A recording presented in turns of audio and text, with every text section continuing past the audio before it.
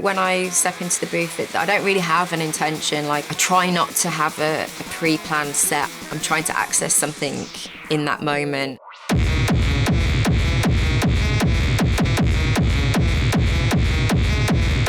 I come into the booth with my energy, and that's all I can really give. It's like the way that I mix and my energy and my selection. On a personal level, I want to be able to access that flow state. I want to be able to be free and like feel the music and still feel like I'm on the dance floor with the people while I'm in the DJ booth.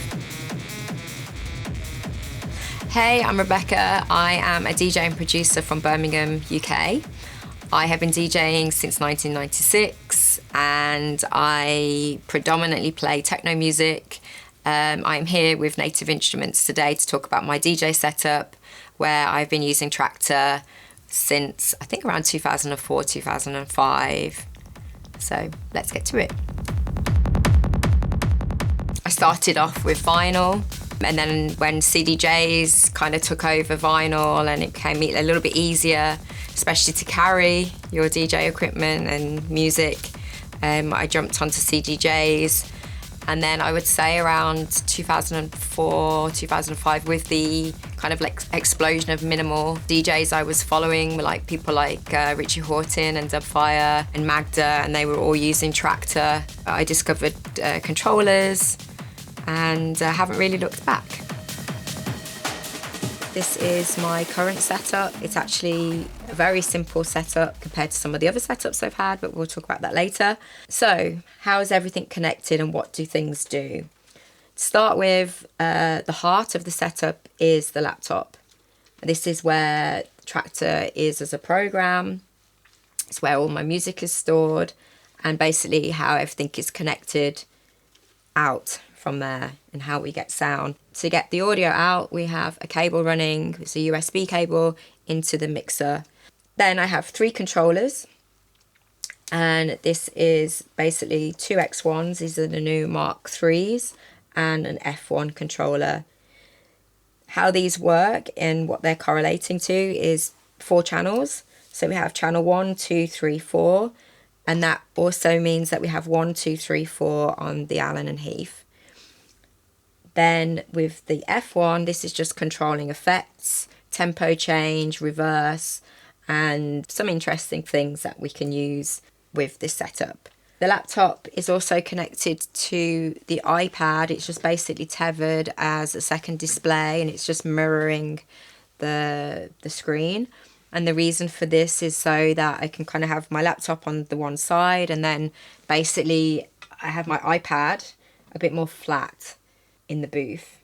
I just feel a lot more comfortable when everything is flatter.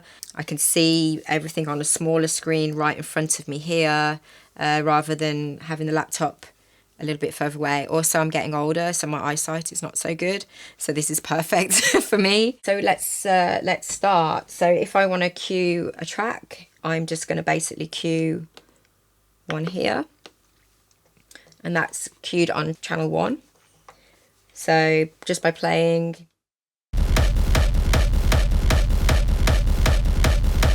pretty simple. And then I have got cue points, so all of my tracks are cue pointed, so you can have up to 8 cue points. I'll just run through a few.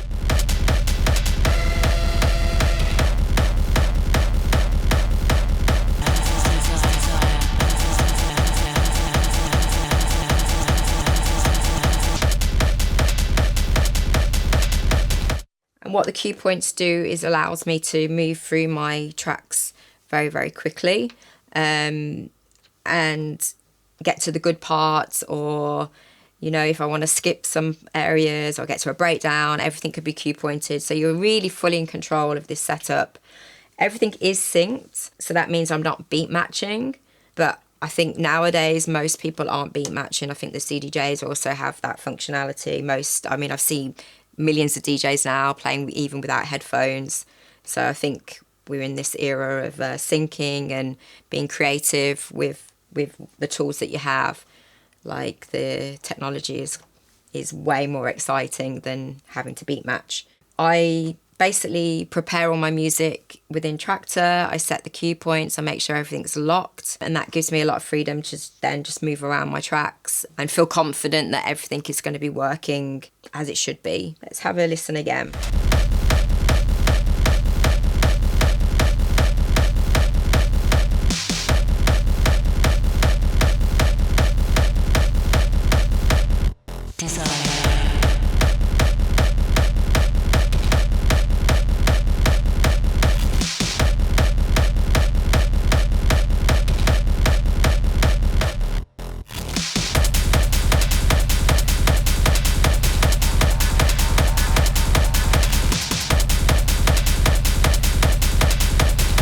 As you can hear, I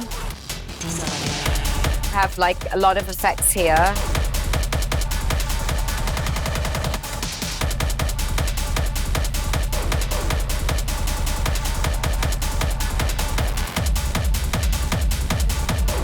And it's basically, delays are my most favorite things.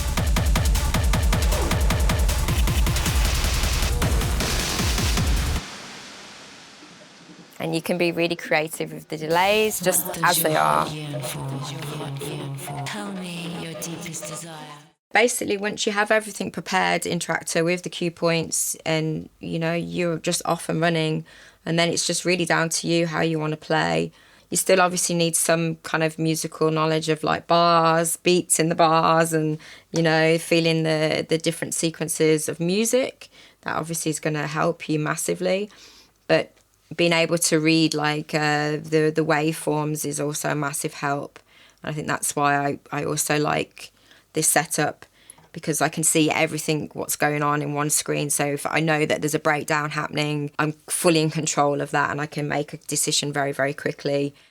The F1 is mapped to effects. I recently wanted to create my own mapping, and that was because I was using a mapping that I found like, I think 15 years ago or something. It was like this guy called Tekken, and I think I even donated a little bit of money because it was so good. Had 2 pages of effects, literally everything. And the reason I wanted to create my own was because I was getting stuck with like just a reverb and a delay. And that's kind of simple. I mean, for me, that works really well. But I felt like I wanted to do more. I'd already mapped the tempo, so I can change the tempo really quickly.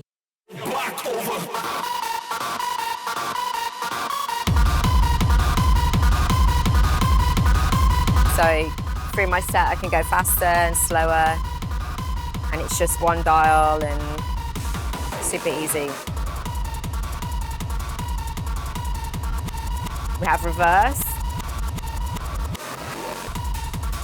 which is a nice effect. Like I said, all of the delays. We have a gated delay.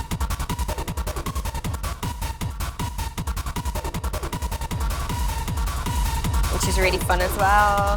Then we have some crazy ones like the glitch as well. Oh no, that was ring modular. Wrong, ring modulation.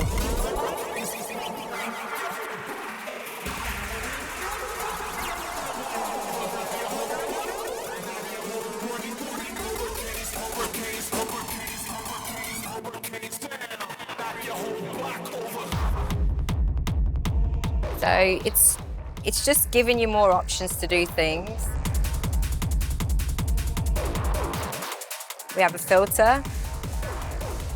I think with the filter, it's like if you don't have, I mean, the filter on the Allen and Heath is really, really nice, but if you don't have access to that, then the Traktor one is great.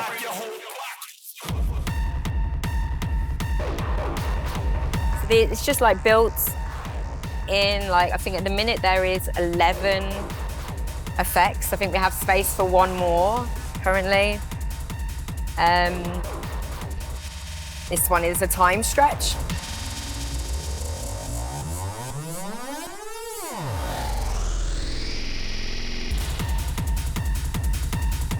So you can have fun. We're going to make this available for everybody to use. So it's going to be like a nice mapping that I did with Mike from Native Instruments. We built this together.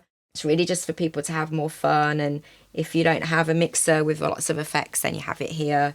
And like you can turn the channels of the decks off. So maybe you only want to basically affect one channel, then you can do that. You have the possibility to do that.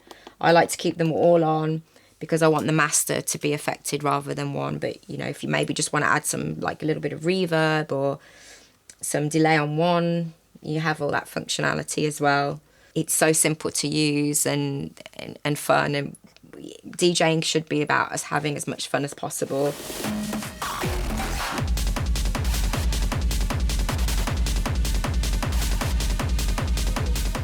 I love playing hybrid. I used to bring my modular, so the modular basically is like a pattern player, you know, it has a full drum kit. Again, it's just a lot of gear, you know, sometimes I'm bringing like a huge modular rig. I think with Native Instruments, they've really nailed that and given access to, you know, being able to use the F1 as a like a little sequencer, you know, or use the drum machine or, you know, the machiner. So I think the possibilities are really endless. You can keep in the Native Instruments world, or you can add in from other worlds as well. And that's the beauty of this setup.